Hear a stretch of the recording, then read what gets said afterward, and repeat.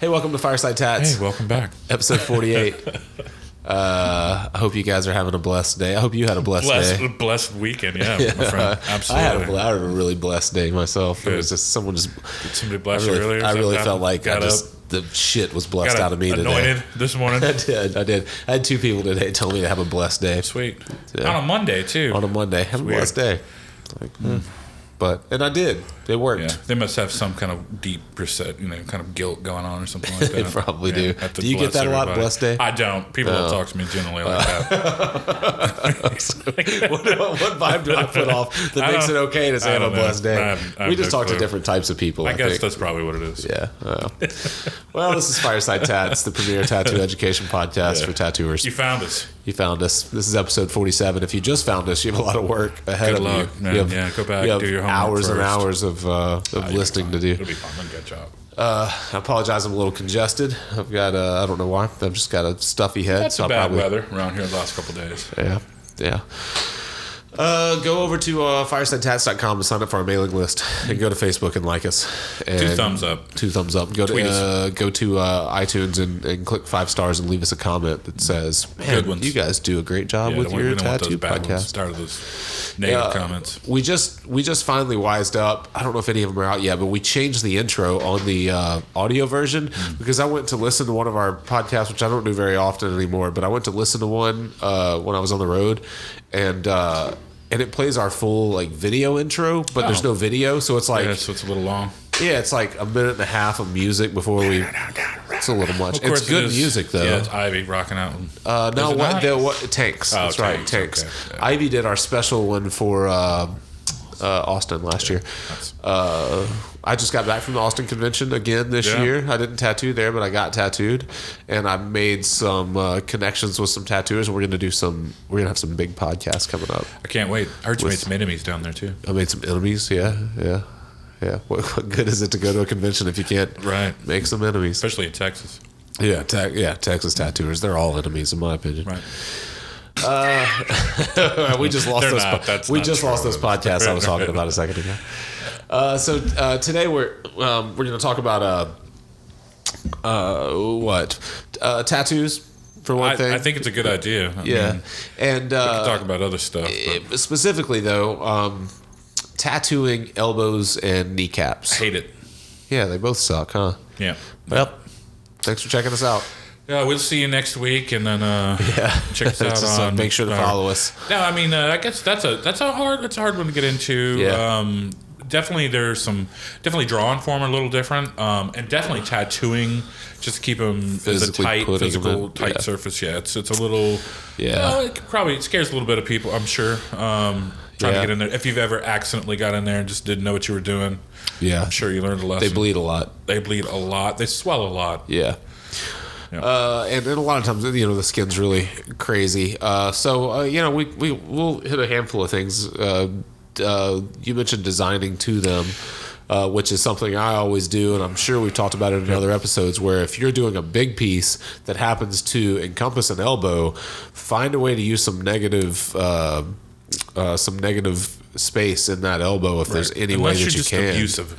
Yeah, unless you want to just make the client miserable and not have a very solid tattoo. Yeah. Not that they aren't, skin's different. We've talked about that a lot. Definitely. Some people will. I mean, I've done some customers. I've fought people on elbow tattoos and then given in and done them, and they turned out super clean, as clean as you could hope for that skin, but solid. Mm-hmm. And then and then other people I've put color in 4 or 5 times and they just never holds. So skin's different from person to person, but it is, especially the older the client, whether they've lost a lot of weight around it, whether they just have a lot of wrinkles. Some are very supple. If they're outdoorsy. Right. If you work with them constantly. Yeah. We'll hit on that, but specifically we'll get into some actual techniques to try to get color in there the best you can, whether it's positioning the person and how you run your machines and all that kind of stuff. But let's start with design, since you brought it up first. What do you since I wrote it.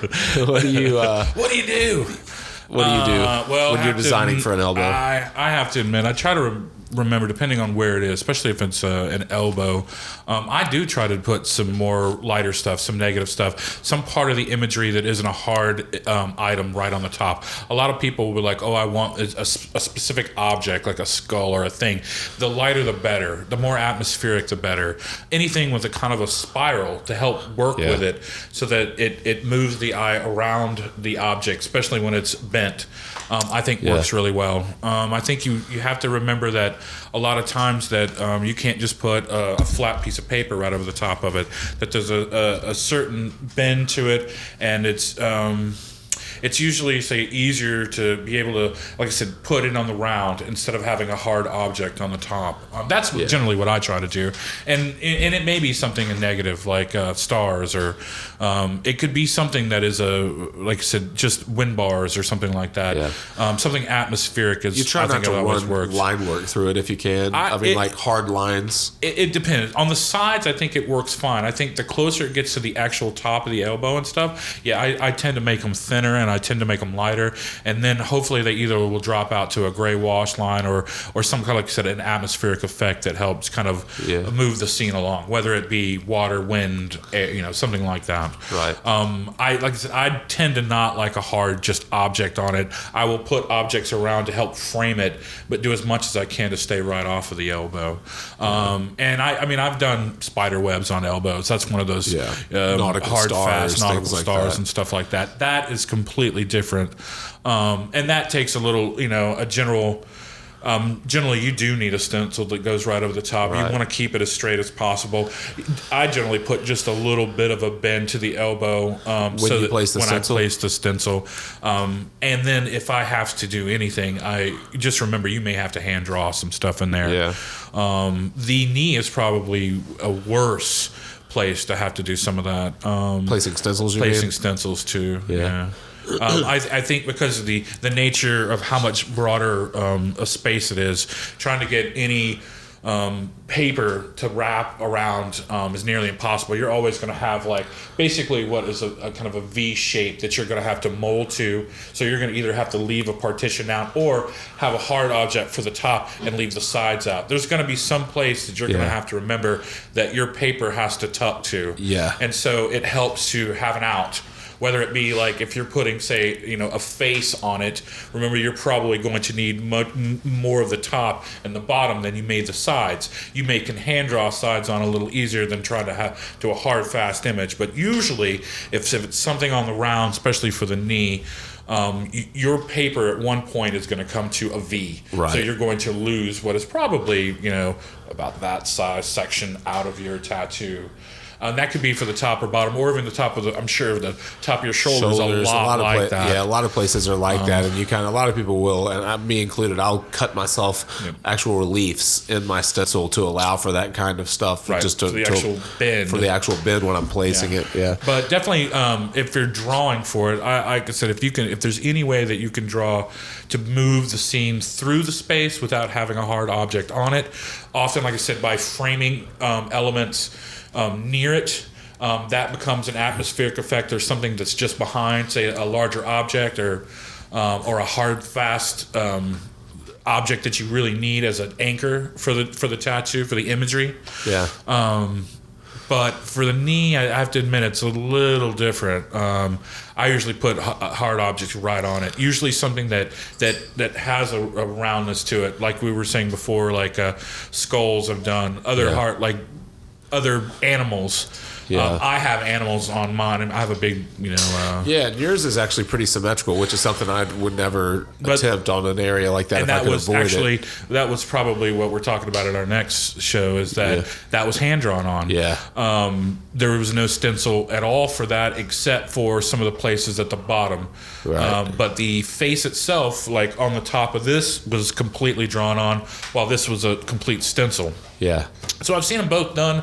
I've done probably both on people before. Yeah. But usually, especially with places on the round like that, you're probably going to have to get a pen out and draw some of it in by hand.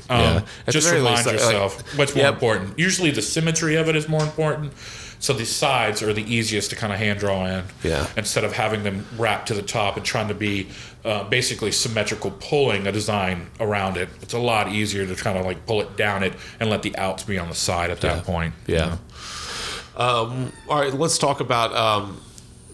Well, before I forget, what the client themselves can do. Say that you're booked, that you've booked someone for a few weeks in advance to work on their elbow. I've asked people when their elbows. I've asked people to loofah their elbow several times before they come in to try to lotion the elbows or knees, especially when they're extra dry. Yeah, if you're ashy. Well, and it happens a lot. Some people just don't know. They don't realize how dry some of their skin really is. And if it's really dry and like white, powdery kind of dry, then you're just really going to be fighting an uphill battle. And the more that they can do. Now, of course, some people, if you're at a street shop and someone walks in and just wants a nautical star on their elbow, you're dealing with it right there on the spot. But if you have the option, having people to, get in a hot shower, scrub their elbow pretty well, for the days leading up to it. Maybe not the day of the tattoo. You don't want raw skin, but trying to get all the dead skin that they can off, trying to moisturize it as much as they can. Anything they can do to help. For one thing, it'll help to get the stencil on there, since we were talking about stencils. Otherwise, a lot of times when their elbow is really dry, a line will turn into this blob just because you have to get the elbow, you have to get it pretty wet in order for the stencil to transfer at all, and then it's so easy for it to become too wet and then blow all out because of the tiny little wrinkles and textures and stuff within the elbow or the knee, and it kind of like the stencil kind of bleeds into those. It bleeds into those crevices and all that, and so the more you can do to get a clean image on there to work from, a clean stencil on there, the better. Right. So it definitely, especially with tattooing them, don't skimp on the A&D or whatever you use because you will need it. You'll have to put it in every square inch of it, or you'll be sitting there having to wipe and wipe and wipe and wipe. It will be a nightmare.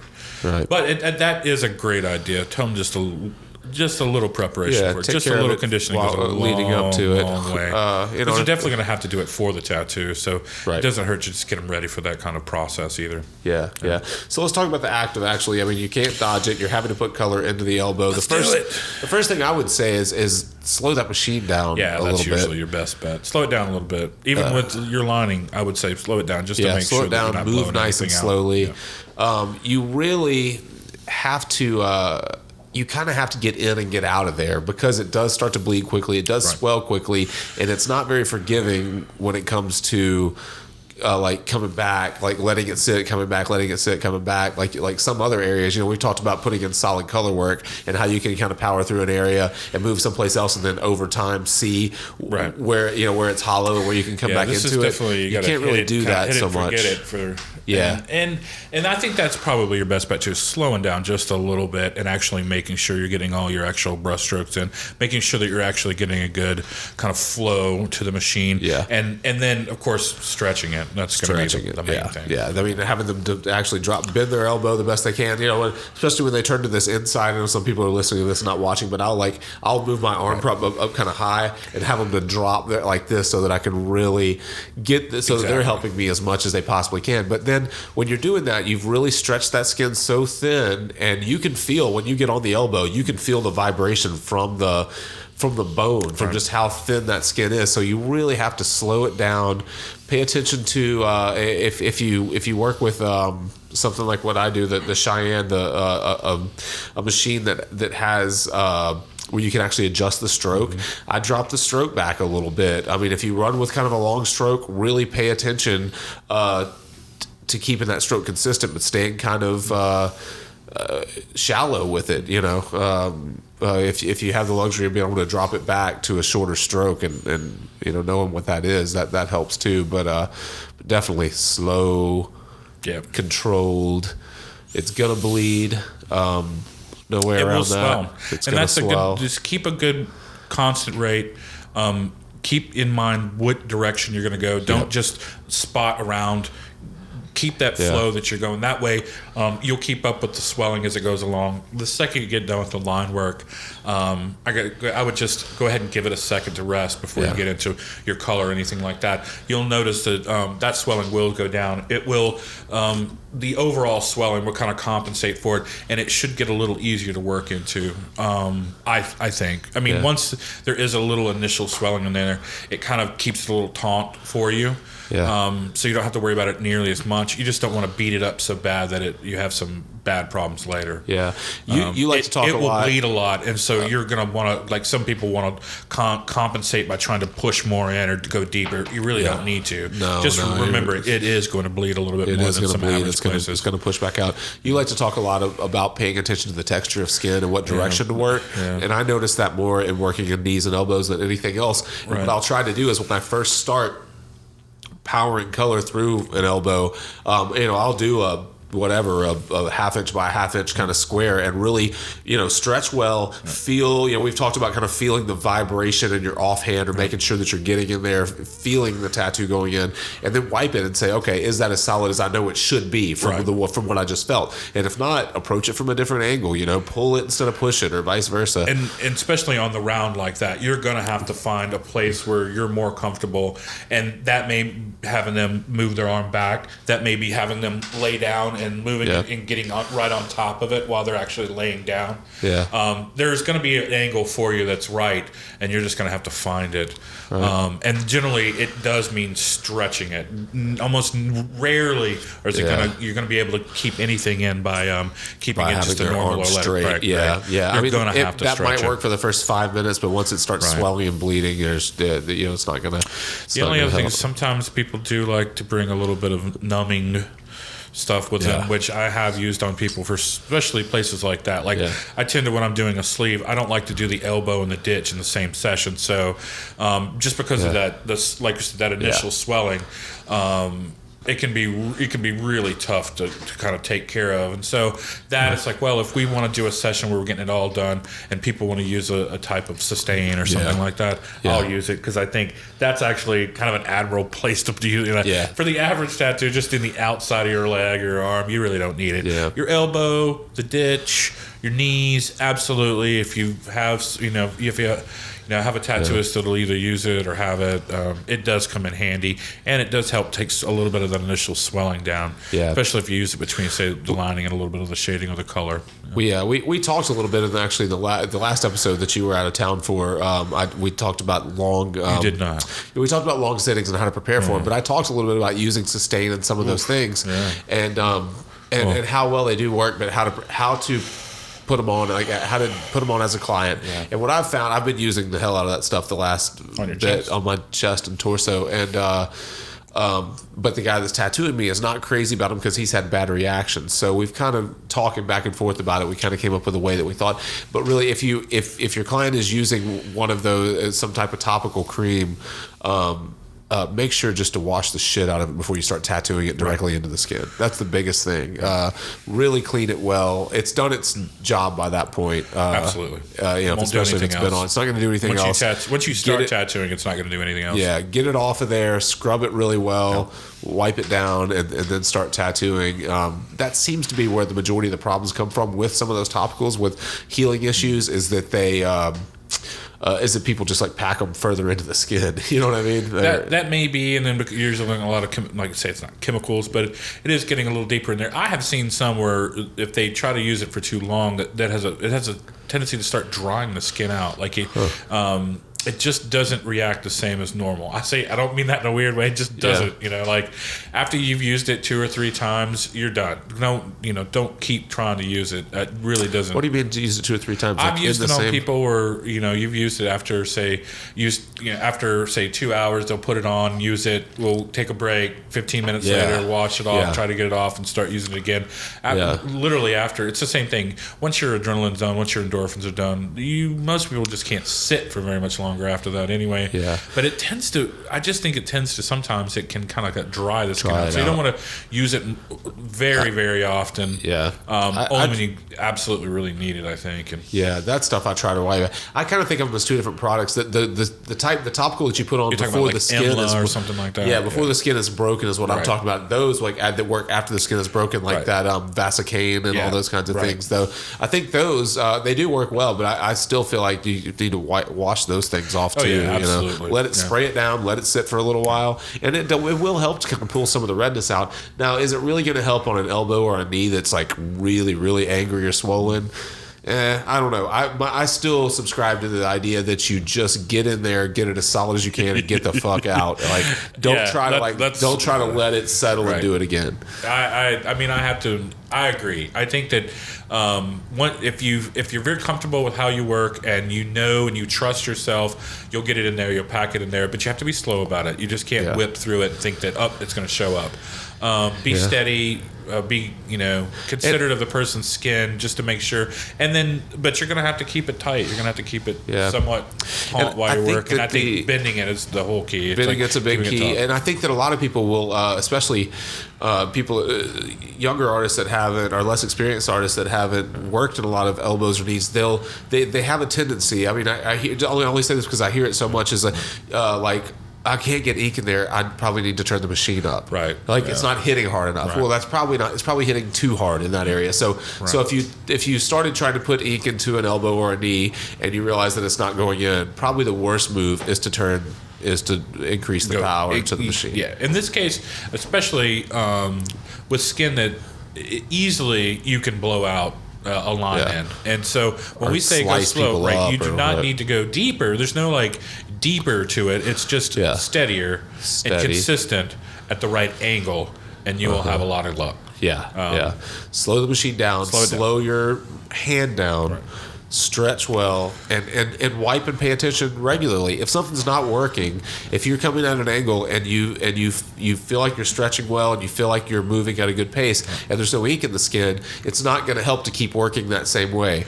Right. Turn and push back the other way, or stretch a different way, or find a way that the grain is allowing you to get it. That's exactly what you're going to have to do, especially pulling longer lines around there, because there's so many different grains depending on whether you're on the top half to the bottom half of that elbow, especially.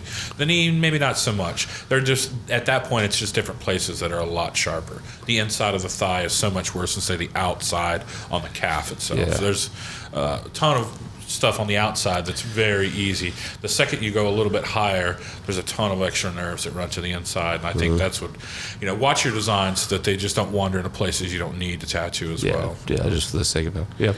All right, we've answered that question, you think? I don't know, have we? I think so. If especially with the knee, I think the knee's a lot easier than an elbow. I do too. Because it's just broader. It's easier to work on the sides. I think it takes ink. A lot of people, they look at it and they think, oh wow, that's really painful. It's actually not. There are much worse places to get tattooed. So don't be so afraid of oh, this is going to hurt them a lot. And don't try to get. Definitely there are places that hurt worse than this. Same thing. You just keep it steady. Remember that you're probably going to have to do a little bit of drawing on the surface. Keep your pens out. Keep your stencil loose. Cut the sides if you're not used to cutting it to make it looser when you put it on, and hopefully and if there's any way to design around it, it's always the best move. And we're not saying ignore it. We're saying design around it. Work with the motion of it, right? Don't just I mean, so you see people that design around it by just leaving an open space or something. That's don't ignore it. Don't be afraid to try to put color into it. Just don't try to make sure that it's not a focal point of the tattoo, if at all possible. Right. Especially if you're not comfortable with doing them. Maybe later, if somebody wants a koi going over the top or something, maybe you can work in it. But I tend to say just put atmospheric stuff, elemental stuff. It works a lot better. Yeah. If occasionally you do have to do the hard line over the top of it, just be ready. You're probably gonna have to thicken it up. Stick with a larger needle. Large needle. I'm glad you mentioned that. Don't try to use your 5 3-liner 3 or whatever. But larger needle configurations are going to work better, and be prepared to touch it up. And it's not it's not the end of the world if you have to. Yeah. So especially if they have a hard job, if they work in a if they're outside, it's going to be tough. If they're mechanics, if they're machinists, if they're whatever, construction, if they're drywall. Yeah, exactly. Yeah. Thanks, guys. Again, check us out, firesidetats.com, and 2 more episodes to 50. That's going to be a party. This is going to be the biggest one yet. It's going to be huge. We're going to have headsets. We're going to have Howard Stern headsets for that episode. It's going to be the best. Howard Stern's going to be here? Howard Stern will be here for that episode 50. It's going to have him call in now. Thank you. Have a good night. Yeah, good one.